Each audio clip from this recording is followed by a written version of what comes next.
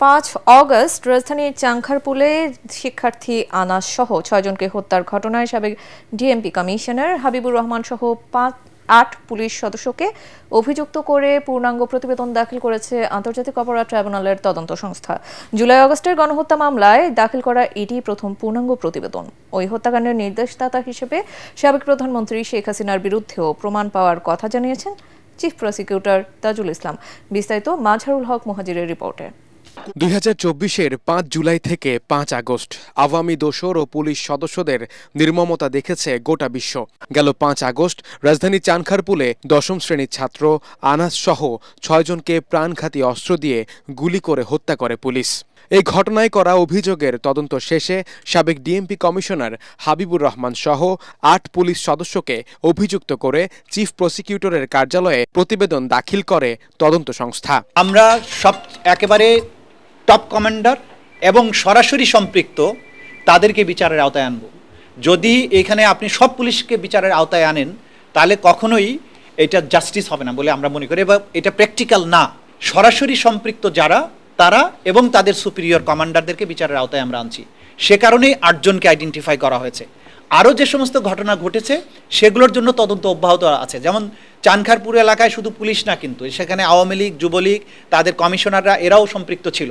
তাদের ব্যাপারে আলাদাভাবে তদন্ত চলমান আছে এবং তদন্ত সমাপ্ত অন্তে তাদের বিরুদ্ধে চার্জশিট আসতে পারে, মানে সম্পৃক্ততা পেলে। এটা কিন্তু এন্ড না। মূলত এই হত্যাকাণ্ডের নির্দেশদাতা হিসেবে সাবেক প্রধানমন্ত্রী শেখ হাসিনা, সাবেক স্বরাষ্ট্রমন্ত্রী আসাদুজ্জামান খান কামাল, বিভিন্ন বাহিনী ও প্রশাসনের ঊর্ধ্বতন কর্মকর্তারা সহ তৎকালীন আওয়ামী সরকারের উচ্চ পর্যায়ের অনেকের জড়িত থাকার প্রমাণ পেয়েছে তদন্ত সংস্থা। তবে শেখ হাসিনা সহ বাকি সুপিরিয়র কমান্ডাররা জুলাই আগস্টে সারা দেশে সংগঠিত অনেকগুলো হত্যাকাণ্ডে যুক্ত থাকায় তাদের বিরুদ্ধে আলাদাভাবে তদন্ত চালাচ্ছে আন্তর্জাতিক অপরাধ ট্রাইব্যুনালের তদন্ত সংস্থা। শেখ হাসিনার বিরুদ্ধে সমস্ত বাংলাদেশের সব অপরাধের বর্ণনা আসবে, সেক্ষেত্রে চানখারপুলের যে বর্ণনা সেটা ওটার মধ্যে সম্পৃক্ত হবে। এটা যেমন অ্যালোন চানখারপুলের ঘটনা, শেখ হাসিনার বিরুদ্ধে চানখারপুলের যে অভিযোগগুলো আসছে সেগুলো তার অভিযোগের সাথে যুক্ত হবে, তার সাথে যাত্রাবাড়ি যুক্ত হবে, নরসিংদী যুক্ত হবে, রংপুর যুক্ত হবে, এইভাবে বাংলাদেশের সবকিছু যুক্ত হবে এবং সেটা সুপিরিয়র কমান্ড রেসপন্সিবিলিটি আকারে তার বিরুদ্ধে আসবে। এই মামলায় 8 আসামির মধ্যে 4 জনই পলাতক। বিচার শুরুর পর আসামিরা আত্মসমর্পণ না করলে রাষ্ট্রের পক্ষ থেকে তাদের জন্য আইনজীবী নিয়োগ করা হবে বলেও জানান চিফ প্রসিকিউটর।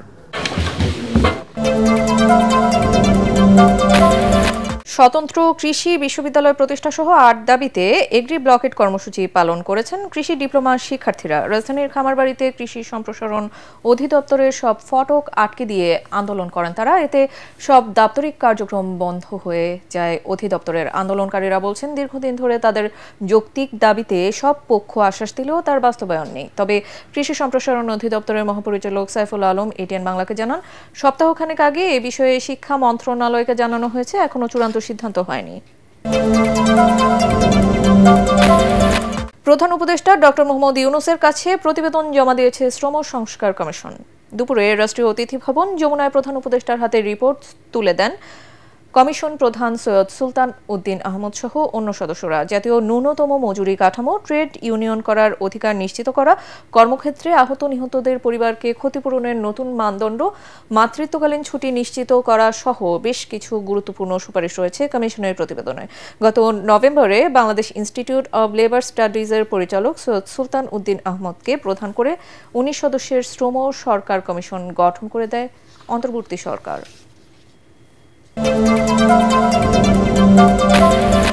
বেসরকারি প্রাইম এশিয়া বিশ্ববিদ্যালয় ক্যাম্পাসে ছুরিকাঘাতে জাহিদুল ইসলাম পারভেজকে নিহতের ঘটনায় গ্রেফতারকৃত 3 জনকে 7 দিনের রিমান্ডে নিয়েছে পুলিশ। তারা হলেন মোহাম্মদ আল কামাল শেখ ওরফে কামাল, আলভি হোসেন জুনায়েদ এবং আলামিন সানি। পুলিশ জানায়, গ্রেফতারকৃতরা পারভেজ হত্যাকাণ্ডের সাথে জড়িত ছিল। সিসিটিভি ফুটেজে তাদের উপস্থিতি শনাক্ত করে মহাখালী ওয়্যারলেস গেট এলাকা থেকে তাদের গ্রেফতার করা হয়। তারা পারভেজ হত্যা মামলার এজাহার নামীয় আসামি।